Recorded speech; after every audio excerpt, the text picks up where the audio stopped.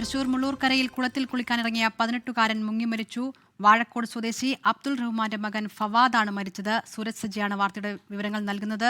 സൂരജ്, എന്താണ് സംഭവിച്ചത്, പറയൂ.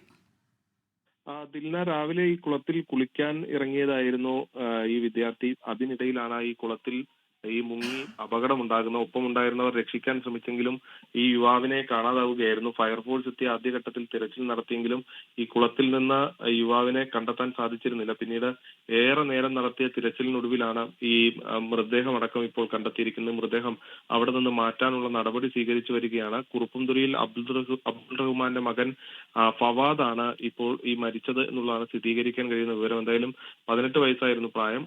ഈ ഫവാദിന്റെ മൃതദേഹം ഇപ്പോൾ ഈ ആശുപത്രിയിലേക്ക് മാറ്റാനുള്ള നടപടി സ്വീകരിച്ചു വരികയാണ്. ദിൽന. ശരി സൂരജ്. ലോകത്തെവിടെയായാലും ഏത് സമയത്തും 24 വാർത്തകളും ഓഗ്മെന്റഡ് റിയാലിറ്റി പാക്കേജുകളും എക്സ്പ്ലെയിനറുകളും വിശദമായി കാണാൻ ഞങ്ങളുടെ യൂട്യൂബ് ചാനൽ നിങ്ങൾക്ക് സബ്സ്ക്രൈബ് ചെയ്യാം.